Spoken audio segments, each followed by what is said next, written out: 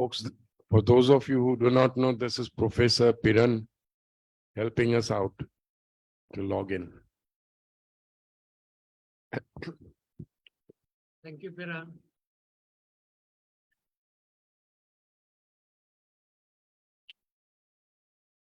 What's this?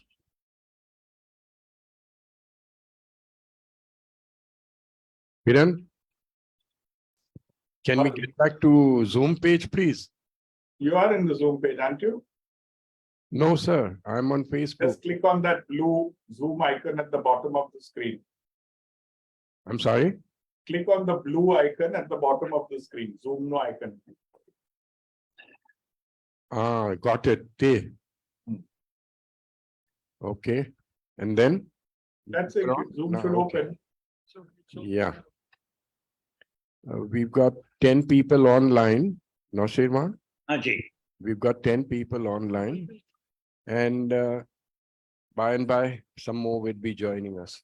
You have some people sitting in the center also? Yes, sir.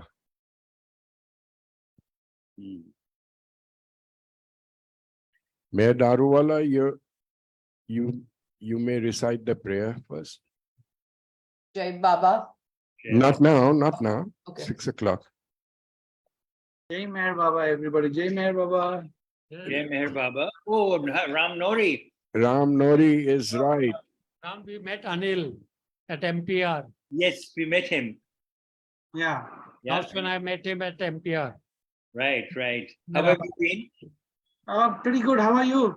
Good, good. Looking good. I was there but just before you came to Mehrabad. Oh, you were. Okay. Yeah. I left and then you decided, you didn't want to be there while I am there. So Is that what they told you?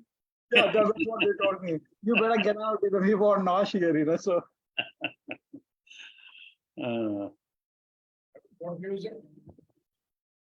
Ram, what news of Jaluji? No, Jaluji is a little bit weak. Yesterday was his day before yesterday was his birthday. I'm sorry? Day before yesterday, on 19th. Uh-huh. So that was his 93rd birthday. Okay. But we celebrated on 27th of March on Parsi birthday. Mm-hmm. He's weak, Mm. so he's getting better. So that's Okay. And it's very hot here, very hot and humid. Where? In Nagar? It's even in Pune, In Pune. Oh, okay. so it must be equally humid there. I got dehydrated at Nagar. I had sickness there. I had sunstroke. I don't think they can hear you. Yeah. Yeah. It was pretty tough there as well. Yeah, I know.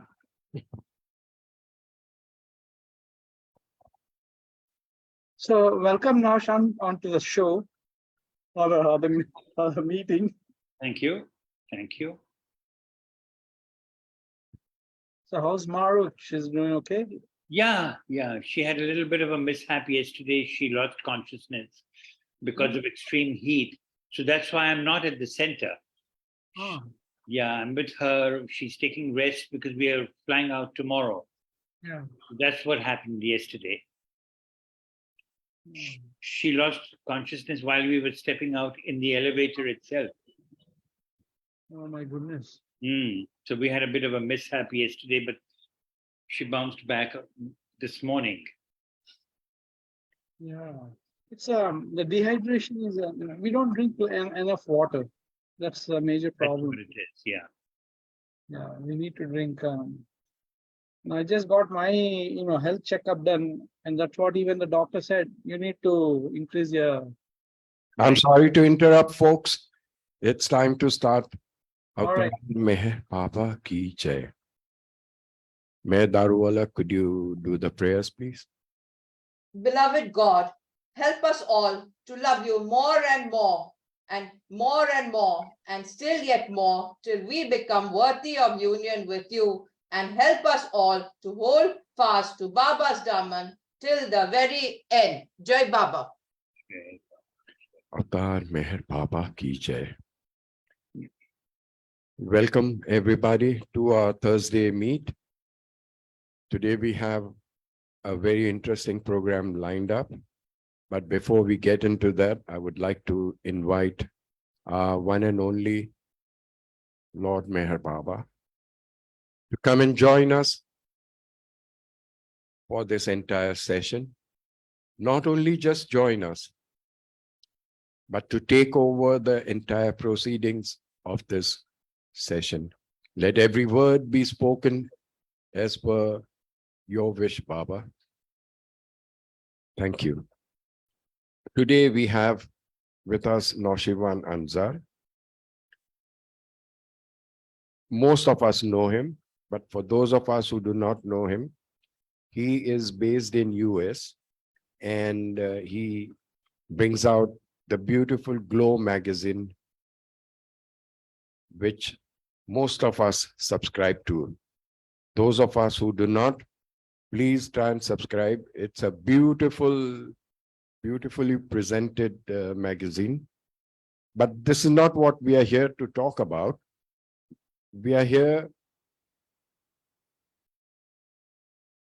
to have Jimmy Khan interview Naosherwan Narawala, as we had announced, and this is how the program will roll out. So, all yours, Jimmy and Naosher, please go ahead. Jai Baba. Jai Baba, everyone.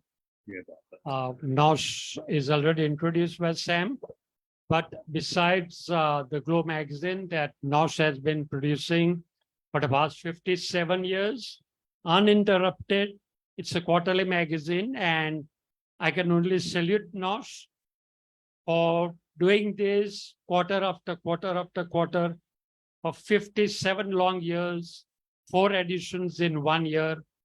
It's a marathon job, and Nosh has been doing it very well.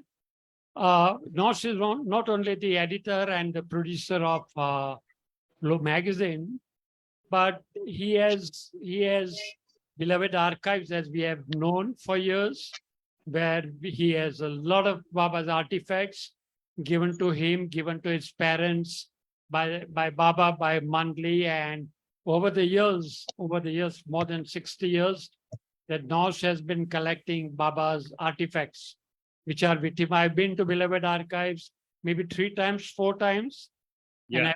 and I've seen it up front, and it's a love blessing to collect it and even to just go and witness it and enjoy it. So other than beloved archives and the Glow magazine, Nosh has been a prolific writer and a researcher.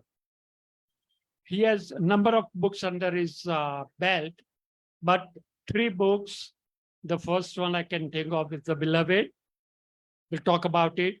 Then Mera, and we'll also talk about Meher Baba from godhood, from boyhood to godhood. So Nosh, let us start. Before we come to these books, let us start. Nosh, remember one thing, that we have only 1 hour. And in this 1 hour, you have to encapsulate your whole life with beloved Baba. So we'll have to be very, very brief. Tell us, start with your parents. Tell us something about your dad, then about your mom, in brief.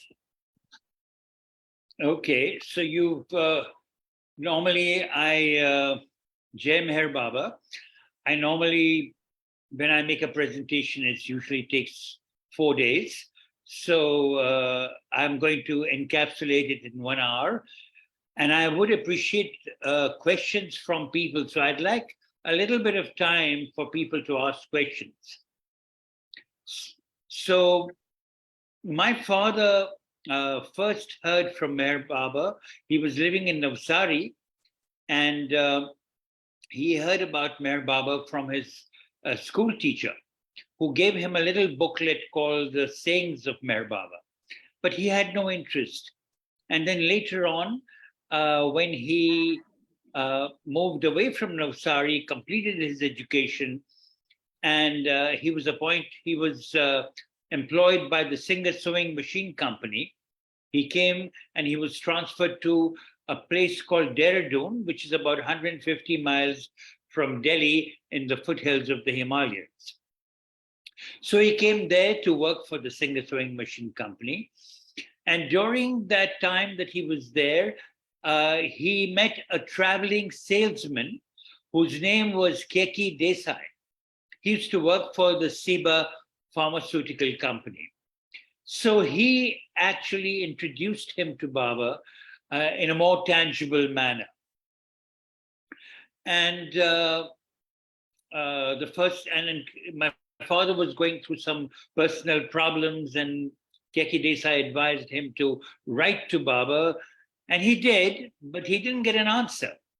So he was a little miffed that if this spiritual master is for everyone, how come he doesn't respond? In any case, that was not his time. So when his time came, he became an intimate worker and a disciple of Meher Baba. And as the years went on, Meher Baba came to Dehradun in 42, then he came again in 46, and during the new life in the 50s, and then in 1953, Meher Baba was in Dehradun for 1 whole year. So my mother, to very briefly tell you, my mother heard of Meher Baba when she married my father. She didn't hear about Meher Baba, but she heard anti-Meher Baba stories in Karachi. My mother was from Karachi, Pakistan. And when my father mentioned to her that he was a follower of Meher Baba, she was a little concerned because she had heard such negative stories. In Karachi particularly, there was a family called the Darachanji family who had come from Karachi. And the stories that were swirling around was that Meher Baba had actually asked some members of the family to leave Karachi and settle down in Bombay and so forth. There were all kinds of negative stories floating around, and this was during the 30s. I could devote a lot of time talking about that particular period when Colonel M.S. Irani and my own uncle, Major Sorab Bamji, worked as anti-Baba evangelists, very avid anti-Meher Baba evangelists. But we won't go into that at the moment. So then my mother came to, got married and came to Dehradun to live with my father. And then when Baba came in 1946, he came from Lahore in November. And as I often say, when people ask me, when did you come to Meher Baba? I always tell them, I did not come to Meher Baba. Meher Baba came to me. And that was 2 months after I was born in 1946. So now you all know how old I am. So Baba came in 1946, and he came to a place that is written in Meher Baba's history. It's called 36 Lytton Road. That was the headquarters of Meher Baba during the New Life. And when Baba was traveling all over during the New Life, everybody communicated with Baba by writing to 36 Lytton Road, and that was the home of Keki and Srini Narawala.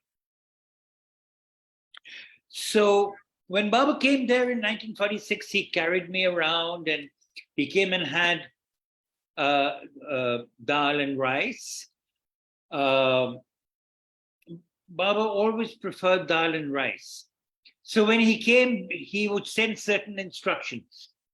How should the dal and rice be cooked? So Baba was very particular, and this is of interest to a lot of women, that when Baba asked somebody to cook for him in the mandli, he asked that a mathubano should be worn around the head so that hair does not fall in the food, and that silence should be kept throughout the period of cooking. so that spit doesn't go into the food. So my mother had to abide by these two rules in order to prepare mori dar and rice. And the third rule that often people neglected, much to their chagrin, was that if Meher Baba said that he was going to come for lunch at 12 o'clock, expect him to be there at 9 or 10 o'clock for lunch. He always came a lot early. So this is what happened. And then he came for lunch, spent quite some time at the 36 Lytton Road, Dehradun, and carried me in his arms from place to place. He was there for a very long time. And when I mentioned this to at a gathering, somebody said, Meher Baba wasn't carrying you from room to room, he was actually cooking you. And that's precisely what it was. He was, he carried me from room to room. Not for a minute did he hand over the little baby to my parents or put me in a pram or whatever.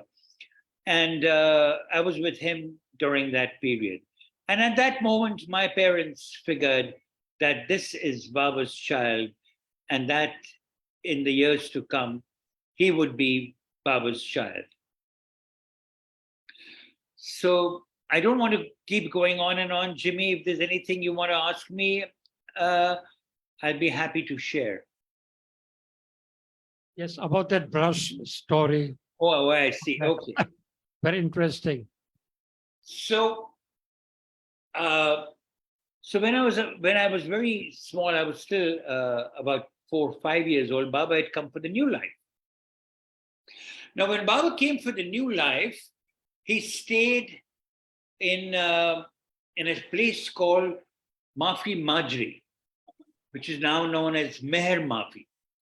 Now, this was about 4 miles from 36 Lytton Road, a distance away.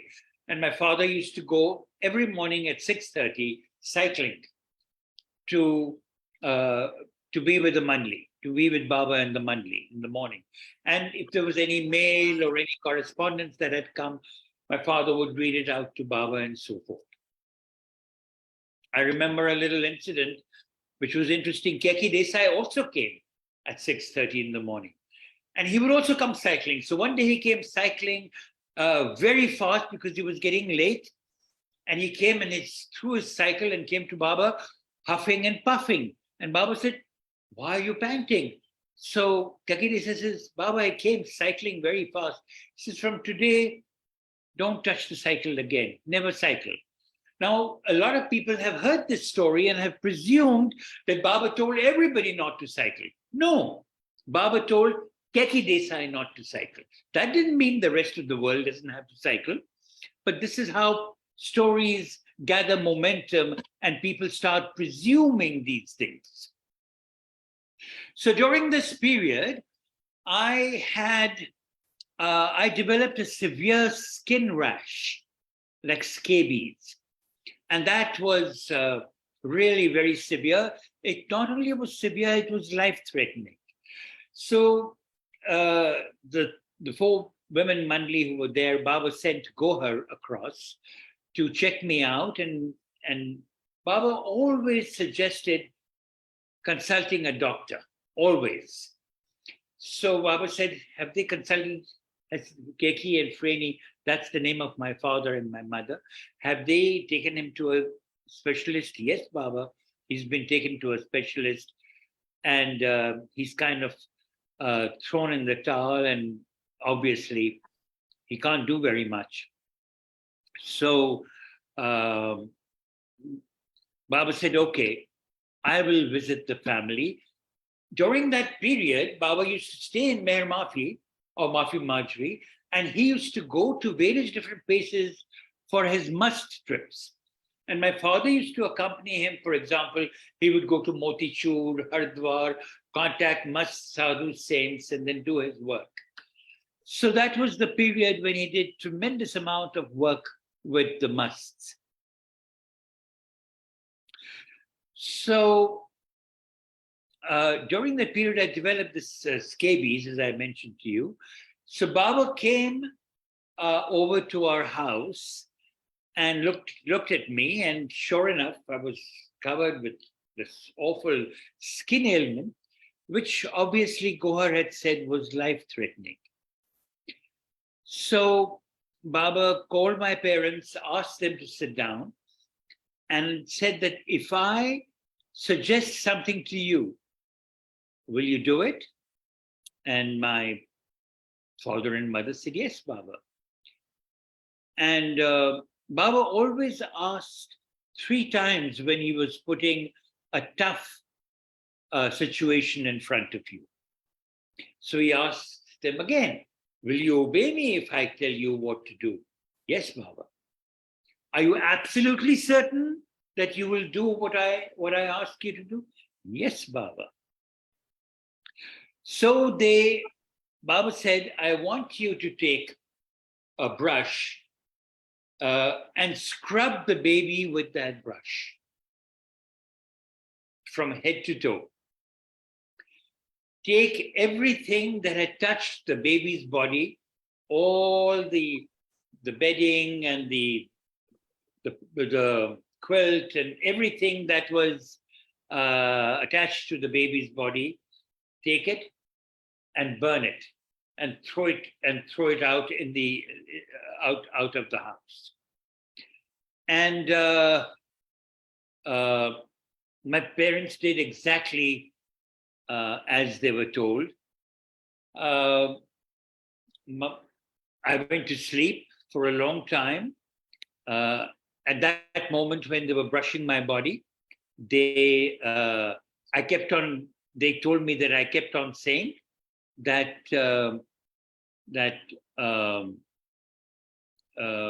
I've done nothing wrong. Why am I being punished? Do you want me to hold up, Sam? Go ahead, sir.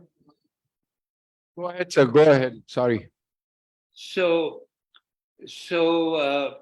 they, I went off to sleep, and my father and mother would come at intervals, put their hand on my mouth to see if I was breathing, my nose. And I was breathing, and I'm here to narrate that story. So Baba can come up with severe solutions to difficult problems, but if you have faith in him, complete faith and conviction, then nothing can deter you. And the result will be sometimes not exactly the way you have visualized it, but the way that Baba has visualized it for you. So that was one of my early stories of childhood. Yeah. Can we go to, was Beloved your first ever book? No. Okay. Can we talk about the Beloved? What prompted you to write the Beloved? Let's Okay. start with that. Okay. So we had, while under Baba's instructions, we had launched the Glow in February of 1966. I was very anxious to distribute small booklets about Meher Baba's work and words. So I printed a book. In those days, we had very little funds, and we would print it in Dehradun in a small press. So the first little booklet I did was called Meher Baba Vignettes. And that was a slim book with pictures of Meher Baba from birth to I think till 1922 or so, till he launched his ministry. Small little booklet that was distributed. Then I wanted to do a book of his words. So I had a small book about this size called Echoes. And that was from A to Z, A for Avatar, B for something else, C for something, Baba's messages starting with different alphabets from A to Z. So it was a small book called Echoes. Then I printed a third one called Spiritual Parables. And these were stories from Meher Baba's discourses that I had included in a little booklet. And then I printed a fourth one called Moments. These were poems that I had written and sent to Meher Baba that I had printed in a small little booklet, and that was distributed. But then the first substantive book that I printed was called In Lap of Love. And that was a book of poems. On one side, we had a quote from Meher Baba, and on the right, there was a poem. And Baba sent me a special message for the book. And it was, and he had signed the first copy that we have in the archives, in beloved archives. So we distributed this book all over. Kitty Davy was extremely fond of it. We printed 2 editions. She sold them all out. In those days, it was for 4 rupees or something. But we sold them out very quickly. Elizabeth Patterson sold them. Moshe the Dew sold them. And so we distributed it very quickly. So that was the first one. That was the first substantive book. After that, what happened was that in 1969, February 31st, 1969, Meher Baba dropped his body.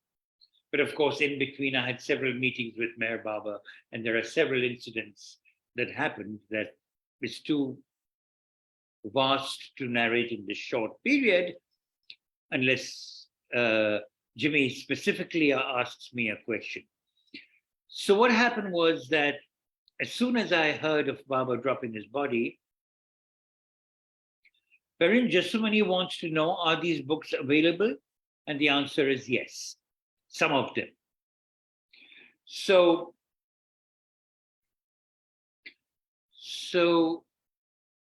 when Baba dropped his body, I got a call in the morning at about 8 in the morning to say that a friend of mine called me and said, have you read today's Times of India? And I said, no. She said, go and check it under your drawer and see and have a look at it. And on the right-hand column, there was a news item that said, a picture of Meher Baba found dead in a cave. That was the headline in the Times of India.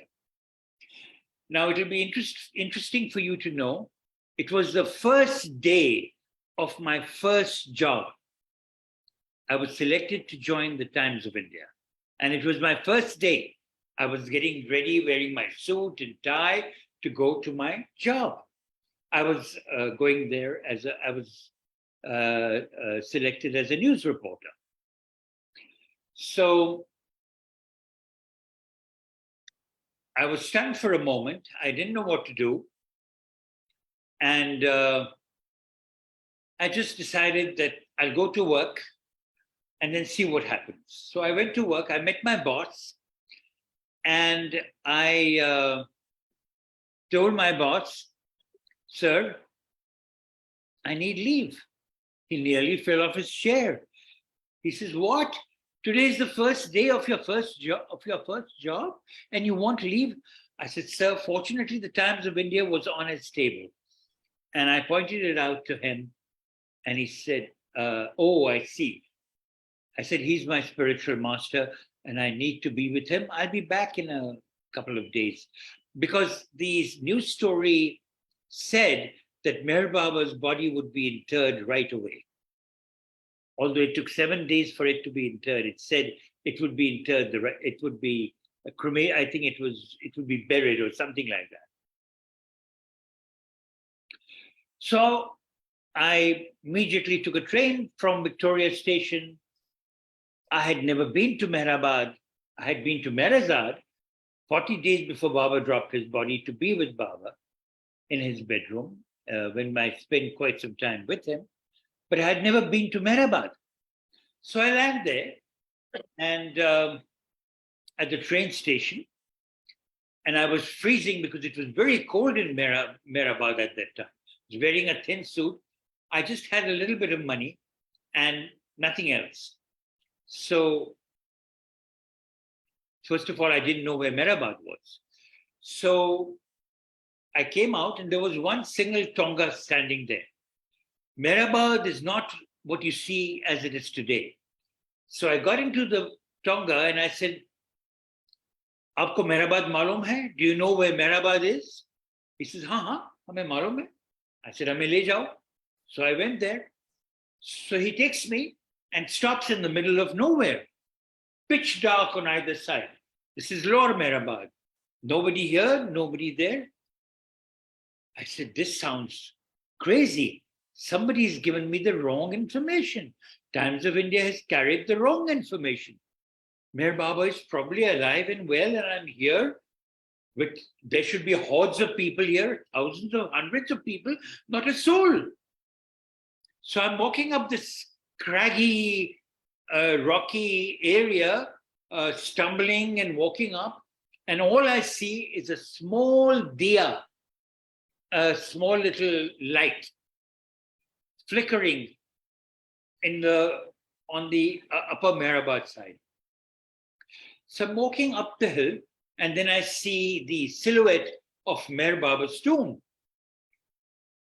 And I see clumps of blankets.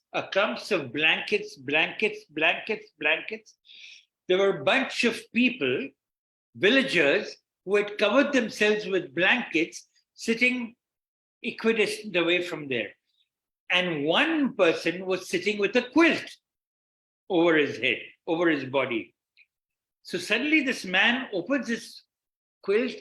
It was Ered Jasawala. So he says, oh, Naosherwan, you've come? I said, yes. So he says, go quickly, open the door, quickly go and close the door and sit with Baba before the crowd start coming. So I quickly went in, and he said, do you have a flashlight? I said, no, here, take my flashlight. So I took his torch, and I went in, and I closed the door of the tomb. And there was Baba's body in the crypt. So I went down the steps and sat on the steps and held on to his feet for as long as I could. I said the Master's Prayer, the Repentance Prayer. I said all the prayers I knew. And I took that opportunity of thanking him profusely for all that he had done for me. It was a moment of gratitude for me. And at that moment, a thought flashed in my mind that Baba has been so good and kind to me for all these years, fulfilling every single wish that I ever had. Now, what can I do for him within my capacity and capability? And it flashed in my head, I will write his biography. So I said to Baba in so many words, loudly, beloved Baba, I will write your complete biography as long as it takes. And the flashlight was in my hand, and I was looking at Baba with the flashlight. He opened his eyes for a brief moment. I saw him open his eyes, and I said, I can't believe this. And I turned the flashlight away, and I put it back on his face, and his eyes were closed. I just took it as a matter of approval, a matter that he wanted me to do this. And also, this was the only thing that I possibly could do, being a writer and a journalist. So then I stepped out of the tomb after sitting for quite some time. And then I mingled with the crowd. And then I spent 2 years writing his biography, which was the beloved, which is now gone into 8 printings over the years. I think it's the number 3 best-selling book in the Baba world, after God Speaks and Discourses. So it has sold hundreds and hundreds and hundreds of copies and brought in people who have expressed interest in reading it. I've given the text now on my website, belovedarchives.org. but not all the side notations that I have made. So while it took me 2 years to do the book, it took another year or so for it to be printed because it was printed by Shehryar Press and it was their first major book that they had undertaken. It had 150 photographs and it had to be put together and so forth. So how are we doing, Jimmy? Well, we have half an hour.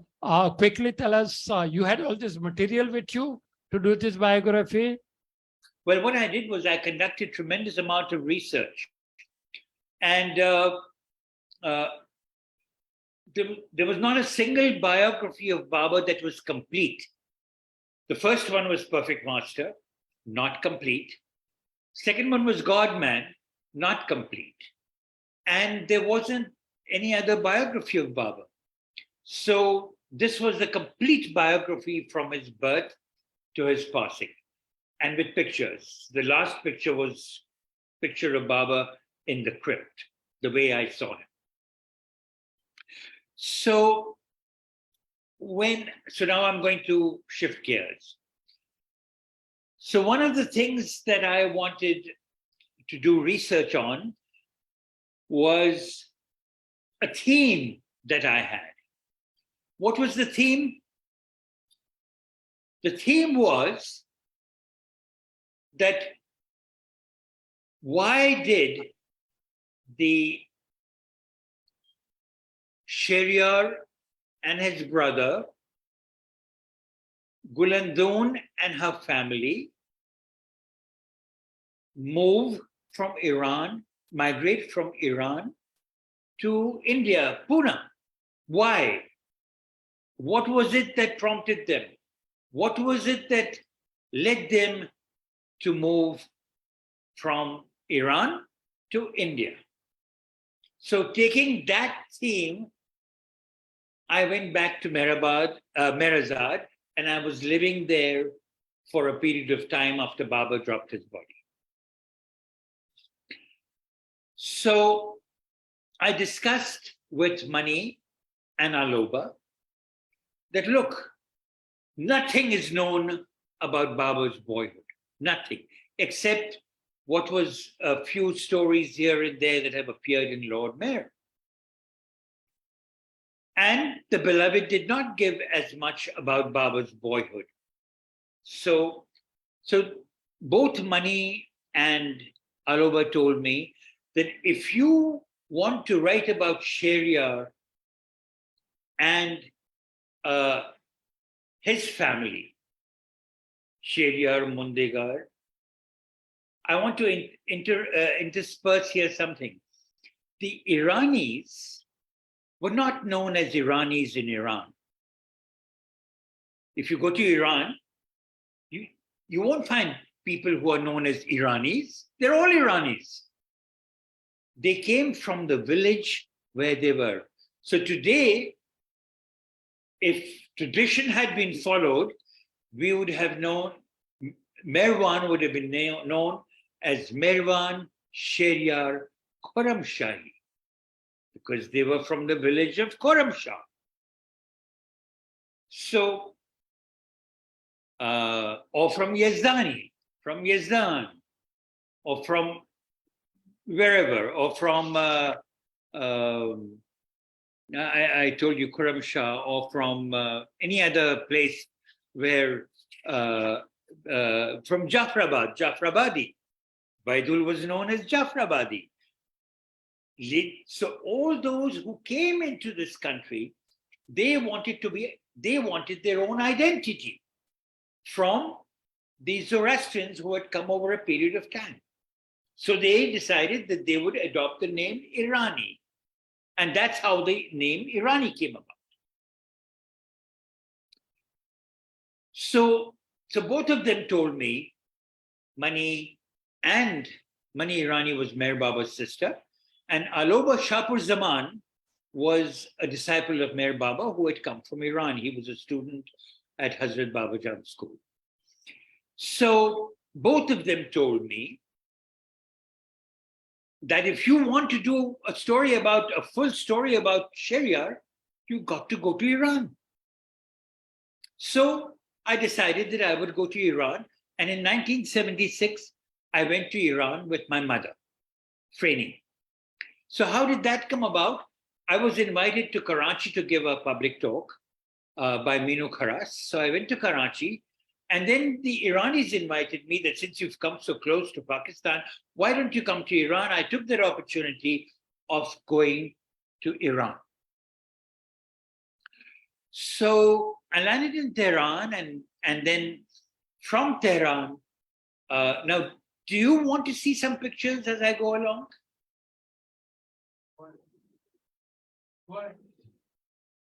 Yeah, no, it's good. And tell us one thing.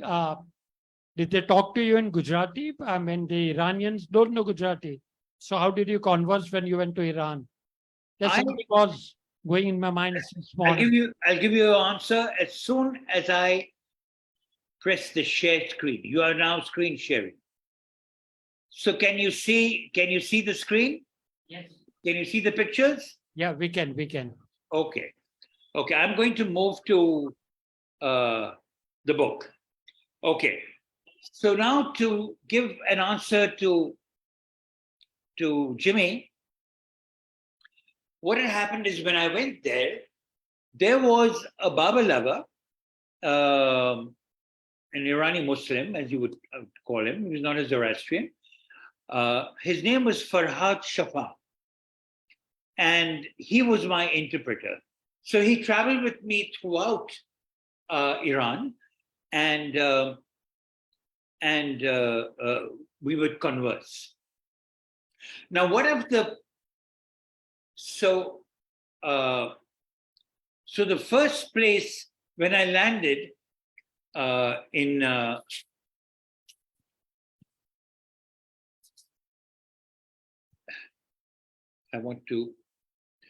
So when I landed in Tehran, I went to a place called Kashanak. Now, Kashanak was a small village next to the imperial palace. It was called the Niavaran Imperial Palace. This is a picture of the Niavaran Imperial Palace. Kashanak was a small village attached to it. And the people who lived there was a student of Hazrat Babajan's school. His name was Asfandyar Vesali. And he had married, he was born in Iran, in Tehran. And his wife's name was Shireen. So this is Shireen, and this is Asfandyar Vesali. And this is a neighbor of theirs. So what had happened was that one of my goals of visiting Iran was to write about the genocide against the Zoroastrians. Now, you all have heard about the Holocaust, about the genocide against the Jews, genocide against the Chinese, and at the various different countries you've heard genocide happening. Many of you may not have heard about terrible genocide against the Zoroastrians. And that was the reason why hordes of them migrated to India. So this was during the Qajar dynasty in Persia. So this is, as you'll see, a picture of a Zoroastrian family during the Qajar dynasty.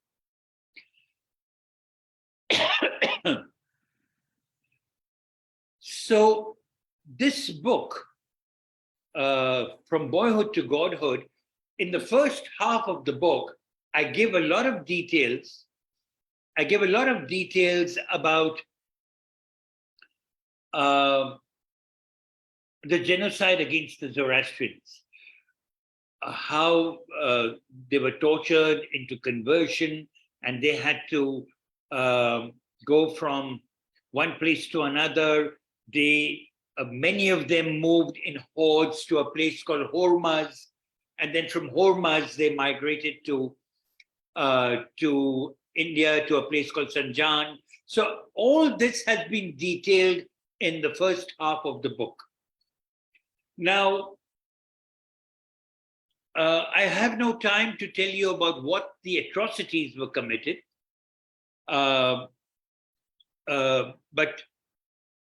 Mani Irani, during that period, had sent me a manuscript about her family's suffering in Iran, how her family suffered in Iran. And now, even with Asfandyar, he had 3 sons, Iraj, Faridun, and Parviz. Now, the mullahs had heard about this man talking about a spiritual master whom he revered called Meher Baba, and they made every effort to destroy the family in one way or the other. And in the process, they poisoned the water of the family, and it impacted the youngest son, Parvez, and he went mad. But so these Islamic religious zealots who opposed Meher Baba had poisoned the family, but he did not take any legal action, even though he had sufficient proof that they had harmed his family. So Mani's memoirs gave me details of ill treatment against the Zoroastrians. Like, to give you one example, the Zoroastrians were compelled to wear the dull yellow garment as a distinguishing badge. The way the Jews had to wear a star on their this thing, the Zoroastrians could only wear a yellow garment. And if a Muslim was traveling, if he was riding even a donkey, and if they chanced to meet a Muslim, they had to dismount only after he passes. So there were a lot of stories that I'll leave it to you to read in the book. So a short distance away from Kuramsha, which is where Baba's father lived, Sheriar Mundigar, is a place called Qasimabad. And Qasimabad is the place where there is a Tower of Silence. So we walked up to the Tower of Silence, and this is the entrance to the Tower of Silence. We actually opened it and peered in. But it's now not functional. That was the Tower of Silence where Sheriar and his father Mundigar were the Nasisalar, the keepers of the Tower of Silence. And this is the Tower of Silence from a distance. So, okay. So then what happens is that we decide to go. We were very anxious. Aloba had told us, Aloba, the one that I mentioned to you earlier, one of his disciples who lived in Mehrabad, had told us that you must visit Jafrabad. Jafrabad is where Baidul Jafrabadi had his house. And when you go to his house, you will see that all around his house, there are lots of pictures of Baba and so forth. And you must go and visit that. So my mother and I decided that we would go to Jafrabad. But we had no clue about where Jafrabad was. So somebody in Tehran told us that you should go to a village called Majumard village. And there you will meet a student of Hazrat Babajan school, and his name is Hassan Rafi. Hassan. Now, the problem was that in the Prema Ashram, his name was Hassan Mirabi, but he had changed his name to Hassan Rafi. So we landed in Majumar's village, and it's like somebody coming to Bombay and asking, can you tell me where Hassan lives? So it was something like that. This was a village with people all around. And we were asking, do you know Hassan Mirabi? Do you know Hassan Mirabi? And they said, no, we don't know any Hassan Mirabi. But there is this man coming towards us. His name is Hassan Rafi. Ask him. And sure enough, we said, Jai Meher Baba. And Jai Meher Baba, here was Hassan Rafi, the man called Hassan Mirabi. So we asked him. Now, he spoke broken English, but fairly understandable English. And he very proudly told us that this is the English I learned in Mehrabad at the school, Hazrat Babajan school. So he comes, he says, I'll take you to Baidul's house.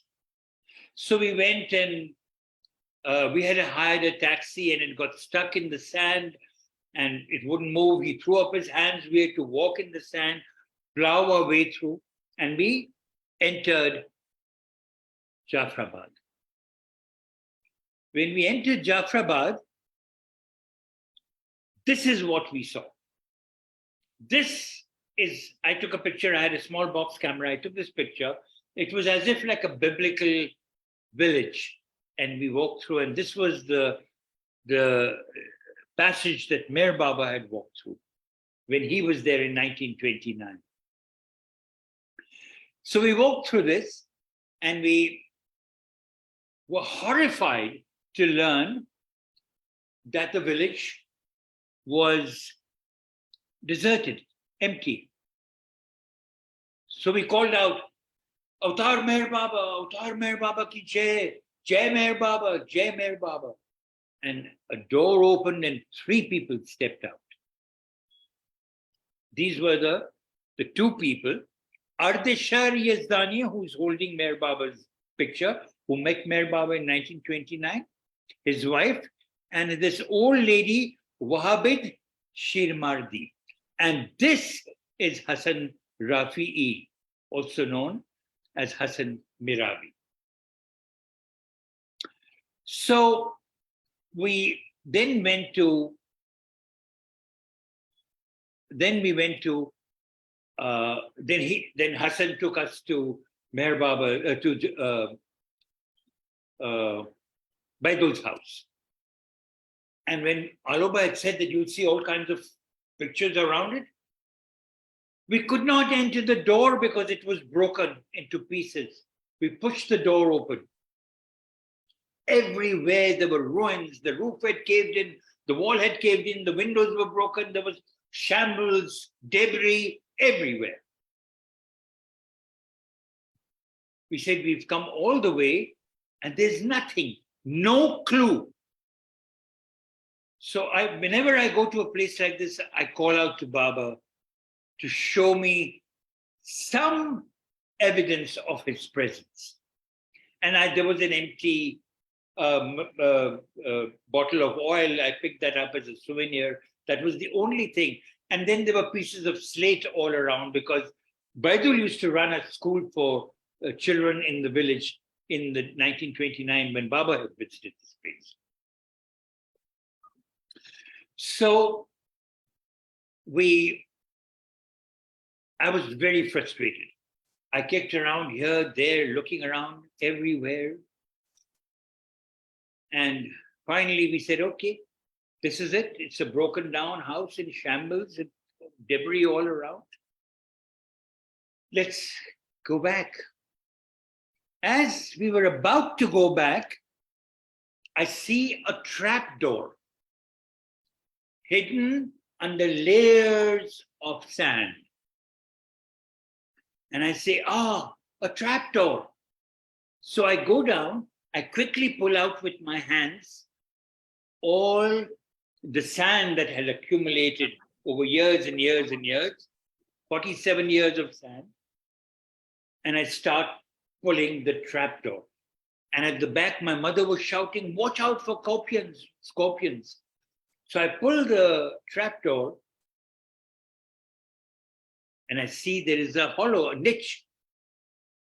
So I start gradually, very gingerly putting my hands around it. And as I go deeper and deeper, pulling out with my mother shouting at the back, I hit a stack of papers and photographs. And this is me at the niche at Baidul's house. And we pulled out the papers and the photographs. These papers were letters written by Baba, written not by Baba, but by his Mandli, announcing the arrival of Meher Baba in Yazd. So there was some letter that said, the photographs were of Meher Baba in Quetta and the students of Hazrat Baba Jan. And the letter read of Meher Baba's visit to Iran in 1929. And one of the letter was written in Persian by Kaikashru Asfandyay Rao Sahib, and it said, it mentioned Meher Baba's forthcoming visit to Iran, and it said, "You may convey this happy news to the people and residents of Iran that His Holiness Meher Baba will be arriving in Iran on the 1st of Nowruz, 1929. So this was, and then of course we came back. So I could talk to you about Jimmy. There doesn't seem to be much time. So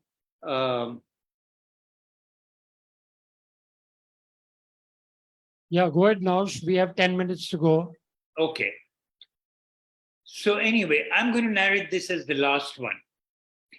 Now, this is a picture of Zoroastrians. Now, 1 second. Sam tells me we can extend it also. So don't make it 10 minutes. We can go ahead also. Keep going, keep going. But I don't want to make your schedule imbalanced. No, there's no schedule. There is no. Go ahead. Okay, so I'll tell you the story, which it's a mind-blowing story, actually, and it's appeared for the first time in this book. So when the Zoroastrians were being tortured by the Muslims, when the genocide was at its height. Now, 1 sec. Oh, now, 1 sec. Dinku is asking, did you bring back those photographs and the letters that you found? Yes.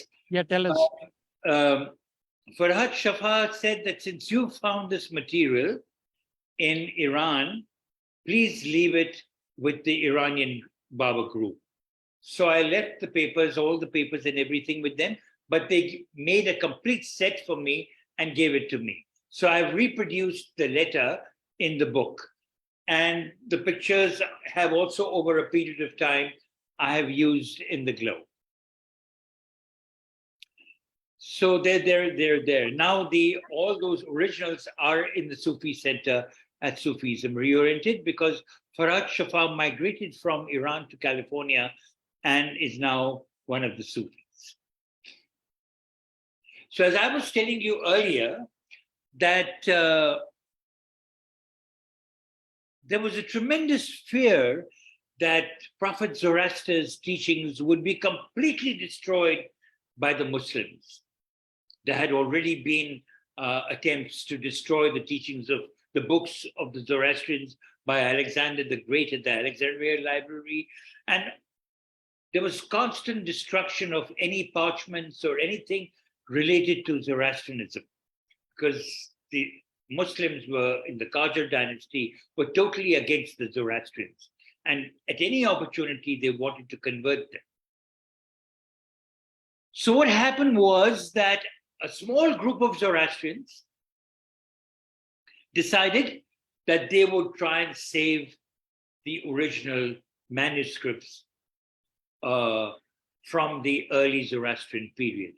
And they took these manuscripts and hid in caves. In fact, even today, there are cave dwellers. These cave dwellers are known as Gufe Nashin. Gufe, caves, Nashin, dwellers, dwellers of caves, also known as Sahibe Dalan. That means those who are in possession of the books written by early Zoroastrians or Zoroastrian priests. So in order to commemorate these events, every year, these prayers are held that you see in this picture, that you see these priests praying, and all of them are praying to Zoroaster and to their ancestors who saved these books. Now in 1929, when Meher Baba was traveling from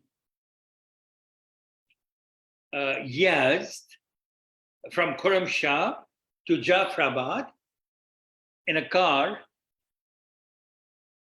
suddenly it appeared as if the car had developed engine trouble, and it stopped in the middle of nowhere. And while the two or three mandli who were with him were tinkering it and trying to see what was wrong with the car, Meher Baba was pacing up and down, as if he was waiting for somebody. Few minutes later, they saw a man coming on horseback at full gallop. He was coming towards Meher Baba at full gallop, and he stopped a short distance away. And Meher Baba stopped pacing, and they kept on staring at each other for quite some time. The man turned around and galloped away, and Meher Baba said, "My work is done." They got back into the car and headed for Jafrabad. And Baba said, he was one of the Gufe Nashins. My work is done. And now this is my interpretation, not recorded, my interpretation, that from this point onwards, the upliftment of the Zoroastrians started all over the world. And the Qajar dynasty was not there anymore.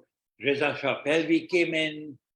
He abolished the jizya tax, and there was a organization formed in Bombay that was sent to bring about a rapprochement between the Zoroastrians and the Muslims, and they approached the king, and things began to change. The fortunes of the Zoroastrians began to change. So this was a story that I learned. Mani or anybody had never heard this story before. And there were several stories about Baba's visit in 1929, many stories. Some of them were miraculous. But again, it's now 7 o'clock, and you should let me know whether I should continue and to what time. Yeah, Nosh, we have 10 more minutes if you like. Okay. So what I'll do is I'll tell you a little bit about Shehryar. Now, this is Shehryar's original home. And it's still exactly the way it is. That is the main door. And this lady is, her name, this is me and my mother standing outside Shehryar's house. And this lady's name is Pariduk Faridun Rodi. She is the wife of Meher Baba's cousin, Shapur Meherdadi. So she showed us around Khorramshahr, she walked us around, and she told us that that Sheriar's house had caved in and that it was renovated in 1936, and that I was very anxious for her to show me the area in the house that was still intact when Sheriar lived there. So all this that you see was a renovated house. So I was very anxious. She took me inside the cellar. This is the cellar where it's still intact. And it's still, I mean, when I went there in 76, this was the cellar that was there when Sheriar lived in that house. And she said, she tells me this story that after she met Meher Baba in 1929, they all were very poor. And one day she goes down to the cellar.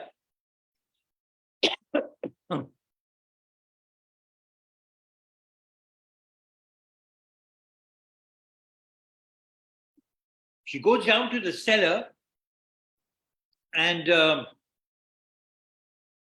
she found it's empty. There was no flour. So she's in total panic. She can't make her meals, can't make her food. She can't make her, as what we would call chapatis or whatever they ate at that time. So she prayed fervently to Meher Baba for help. And she went to her neighbor, and she had never ever begged for food. She went to her neighbor and begged for flour, and her neighbor gave her some flour. When she came back, she again went to the cellar, and the jars were up to the brim with flour.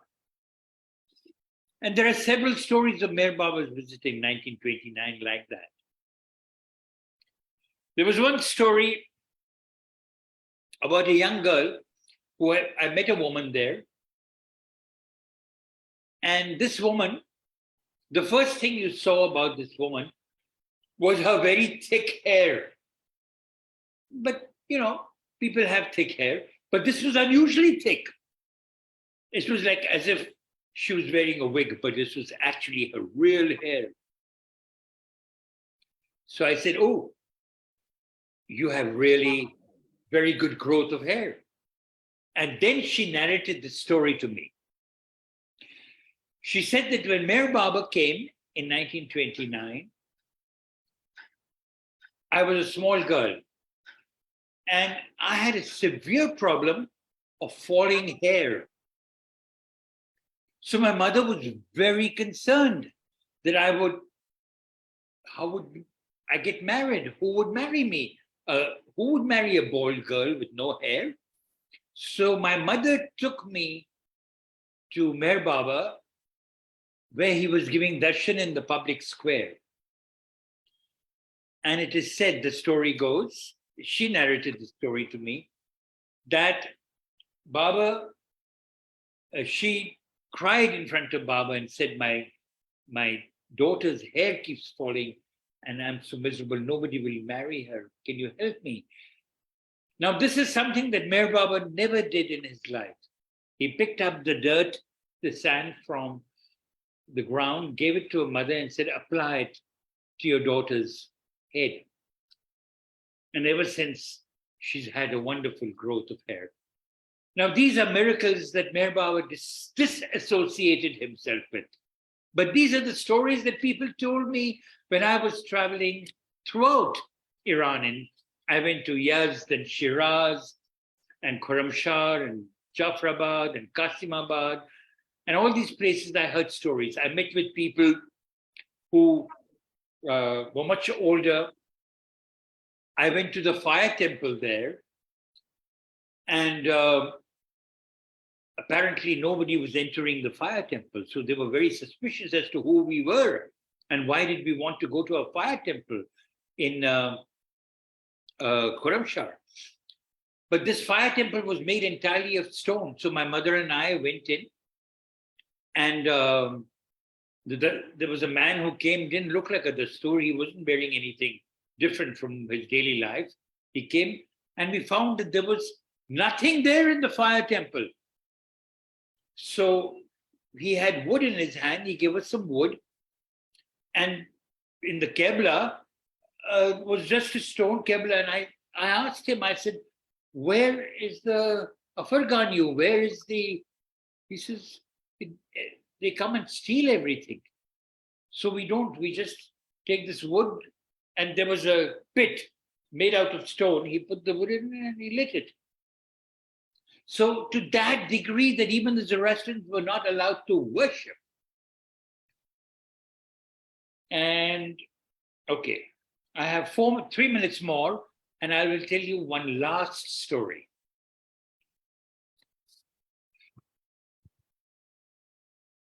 So how was it that the Sheriar's family landed? We know about Sheriar and his brother traveled all over, went to various different parts of India, and then finally came to Pune, settled. He was a gardener. He looked after he did the gardening for several homes, and then he opened up a toddy shop. He opened up a tea shop, and his business flourished and so forth. But why did Shireen's parents come to Pune? Why? So what happened was that the story goes, and this is from Mani, that Gulandoon was a beautiful young lady. And in order to supplement their income, she used to make socks and things on woolens and sell it to the wealthy Persians on the other side of town. So every day she would go in the morning and come back in the evening, having sold her woolens and so forth to the wealthy Persians, and come back to her part of the town, which was towards Khorramshahr. So one day she goes across and she's coming back when she notices that the area that she was passing through had been sprayed with water, the area that she was going to walk over. And there were some Muslim boys sitting in the veranda. And they tell her that you cannot cross, this is holy land, and a kafir cannot walk on this till sundown. And she looked up and she saw that it would be a long time for sundown. So she sat down, fervently prayed to God for help, while these youngsters were guffawing her, passing vulgar remarks.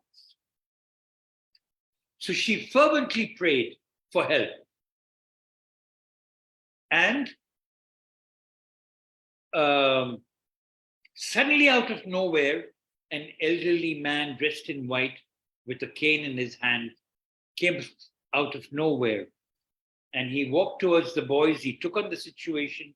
He chided the boys for their behavior. And they seemed to respect him.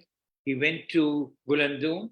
She was pregnant at that time with Shireen, Meher Baba's mother. So he escorted her to her house. And again, she turned around to thank him and he was not there. So whoever he was, he came to help her. Then a day or two later, they boarded a ship and came to India. And that is how Gulandoon came to India. And then Shireen was born and became the mother of Avatar Meher Baba. Avatar Meher Baba ki jai. Now, I have one question.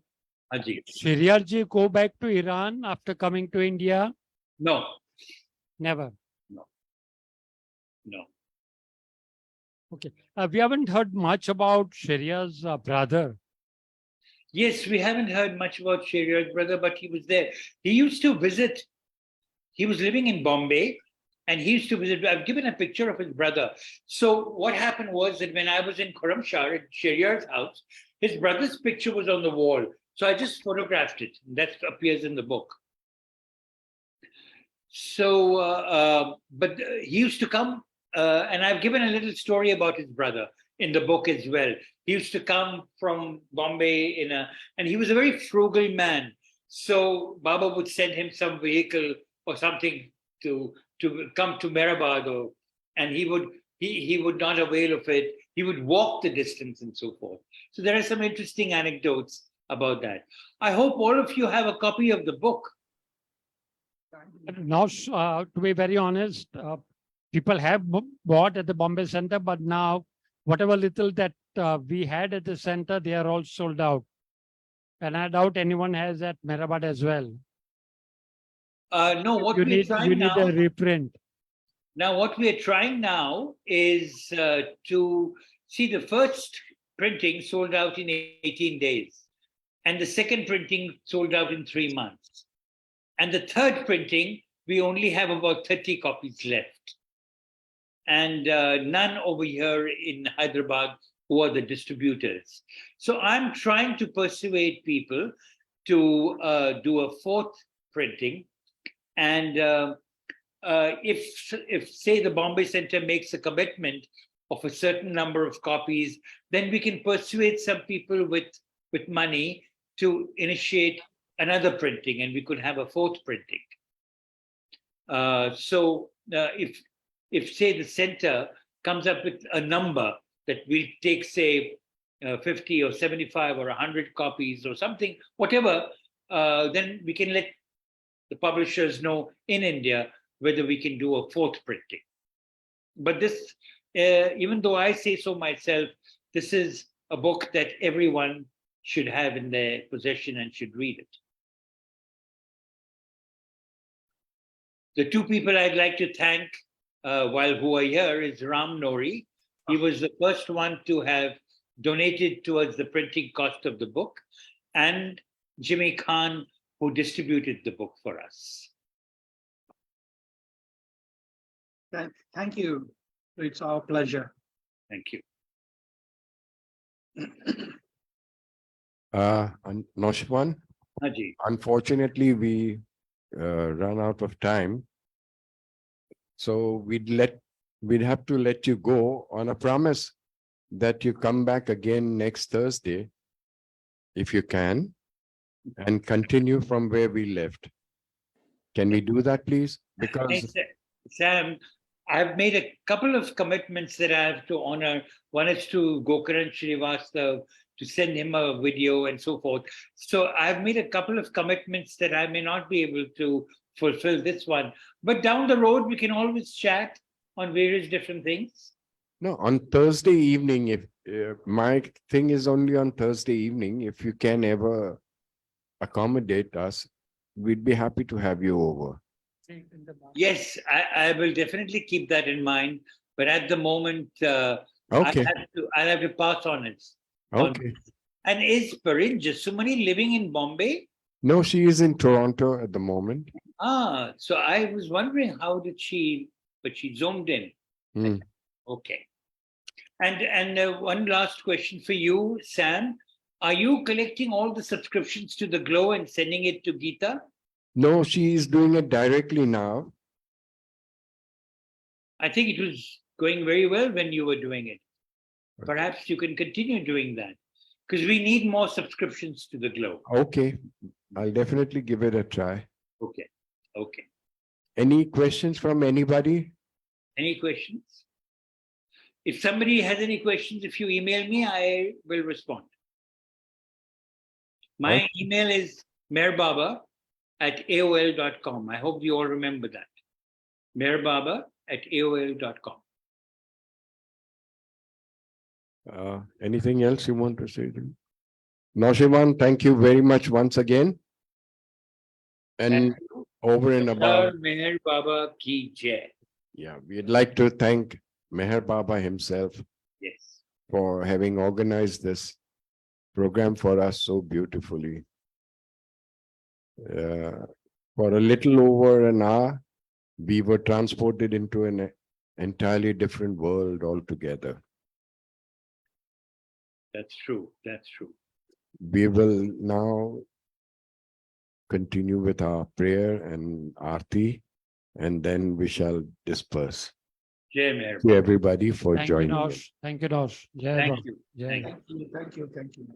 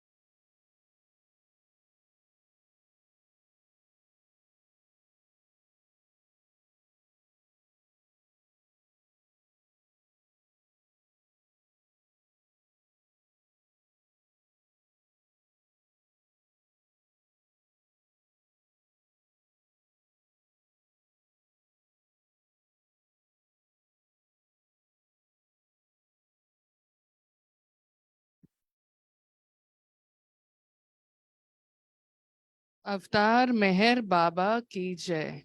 हे परवरदिगार, सबके राखनहार और सबकी रक्षा करने वाले, तुम्हारा कोई आदि नहीं है और न तुम्हारा कोई अंत है। तुम अद्वैत हो, तुम तुलना से परे हो और तुम्हारा पार कोई नहीं पा सकता है। तुम्हारा कोई रंग और कोई रूप नहीं है। तुम आविर्भाव से रहित हो और तुम गुणातीत हो।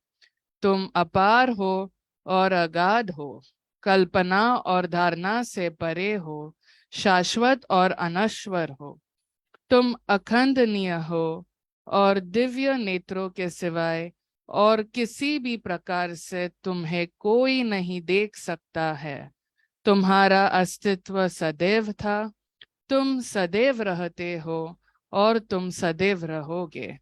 तुम सर्वत्र हो, तुम हर वस्तु में हो और तुम हर जगह से परे तथा हर वस्तु से परे भी हो। तुम आकाश में हो और पाताल में हो। तुम व्यक्त हो और अव्यक्त हो। तुम सब लोगों पर हो और समस्त लोगों से परे भी हो। तुम तीनों भुवनों में हो और तीनों भुवनों से परे भी हो। तुम अगोचर हो और स्वतंत्र हो।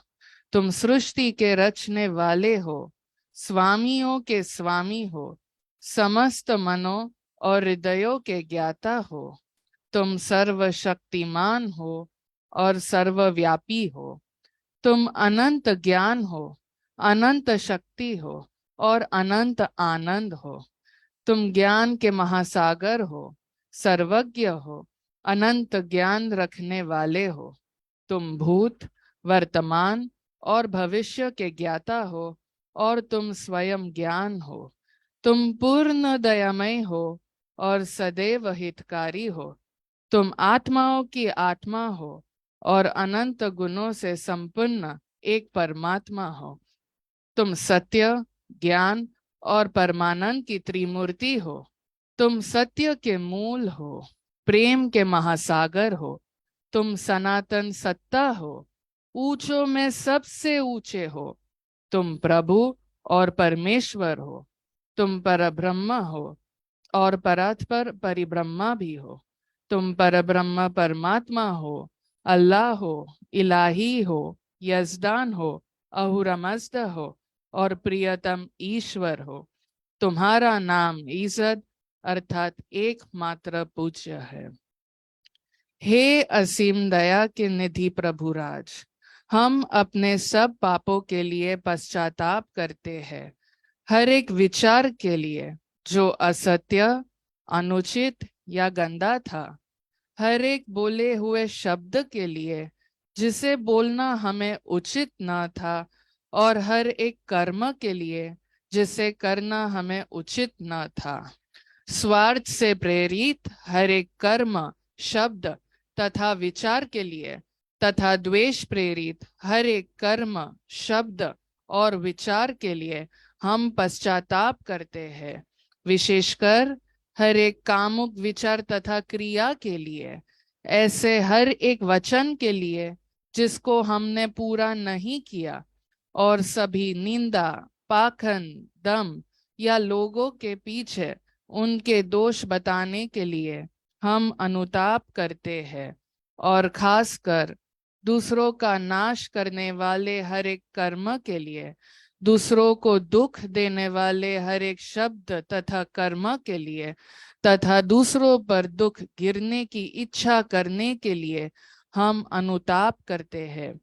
हे प्रभु राज, आप हम पर असीम दया करके हमारे किए हुए पापों को क्षमा कीजिए, और वैसे ही आपकी मर्जी के अनुसार विचार करने में, बोलने में तथा कार्य करने में जो हमारी असमर्थता सदा रहती आई है, उसको भी क्षमा कीजिए। यही हमारी आपसे प्रार्थना है।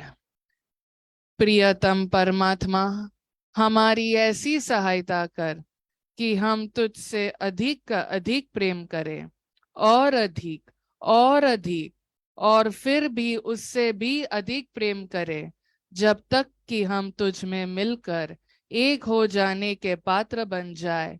और तू हम सब की ऐसी सहायता कर कि हम अंत अंत तक प्रियतम बाबा का दामन दृढ़ता से पकड़े रहे। अवतार मेहर बाबा की जय। जय बाबा। बुझावे नार जहलतनी कर कूद रत्ने फरमातु छेलागी आश भक्तों ने के बख्शे नूरे मातु अयामो शद मेहर बाबा चरण पर तुझ न धरिए सर खुदा ना जात तीवा के फतई बैठो मेहर बातू तुझे माँ लिख की कतनो तू आशे बीने आरे भी तुझे दरी याए वहदत मारे फतनो होई तू फातू अमोरे रवने ऐसा लेक बख्शे ज्ञान इजदनु के तू पर महात्मा ज्ञानी छेने मो तारे इरफातु खुदाना प्रेमनो प्यालो पिलावी मस्त हमने कर छे तुझ पर जान सदके सा किया पीदे पै मातु हमारी नाव भर धरिए तरावे तो हमें तरिए हमारा ना खुदा ए मेहर बाबा छे निगे बातू हमारा ना खुदा ए मेहर बाबा छे निगे बातू बुझावे नार जहलतनी एकर कूद रत्ने फरमातु छेलागी आश भक्तों ने के बख्शे नूरे मातु। अवतार मेहर बाबा की जय।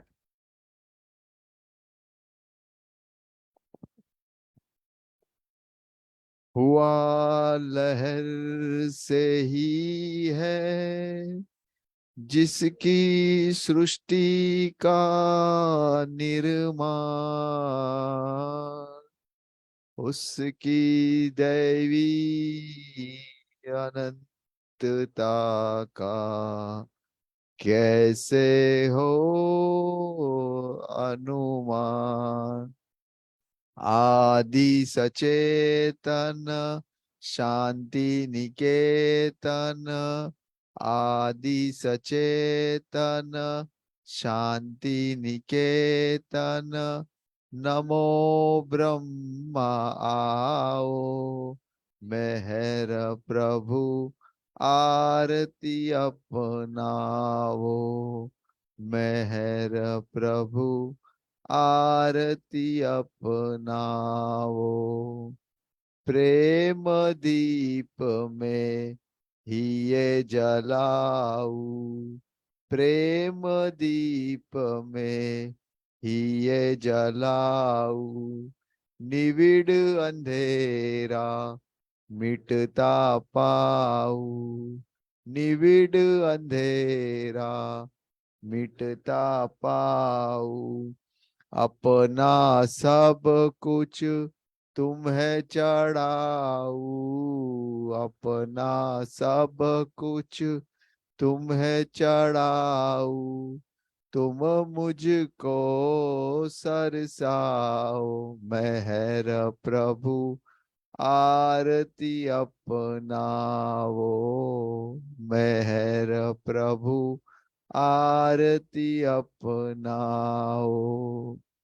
जीवन की हर सांस हमारी, जीवन की हर सांस हमारी, बन जाए प्रभु गति तुम्हारी, बन जाए प्रभु गति तुम्हारी।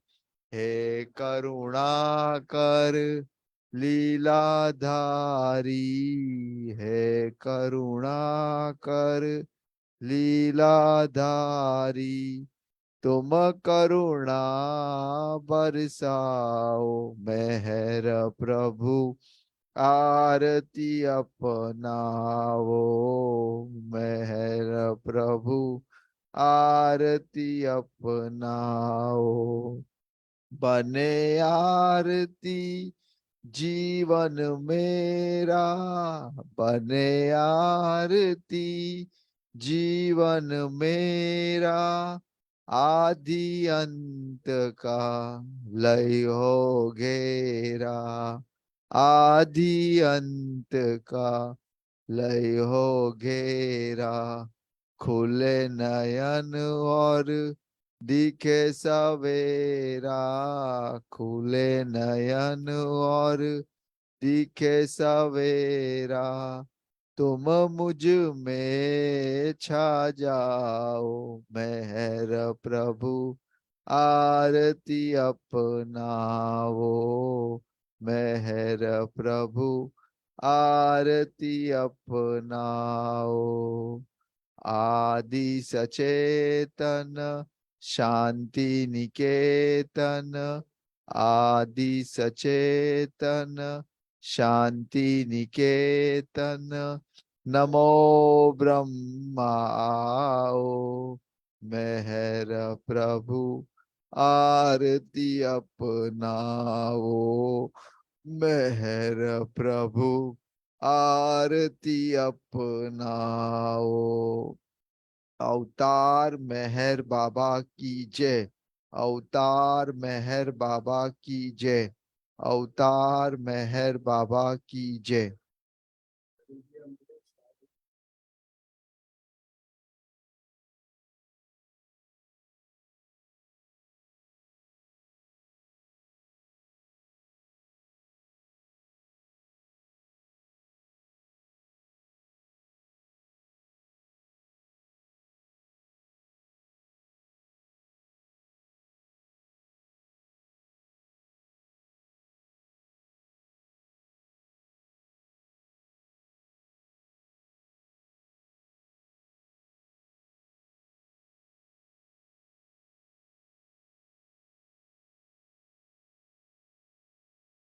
अवतार मेहर बाबा की जय।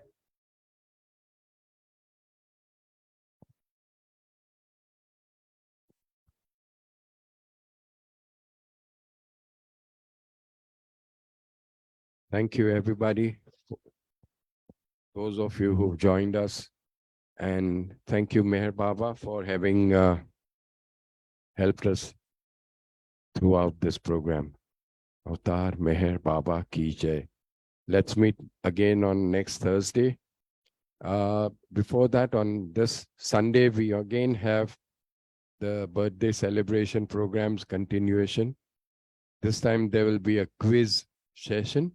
So do join us, everybody. And thank you, Baba, for everything. Avatar Meher Baba Ki Jai. Thank you, Piran, Professor Piran. Thank you, Naosherwan, once again, if you're there. Jai Baba.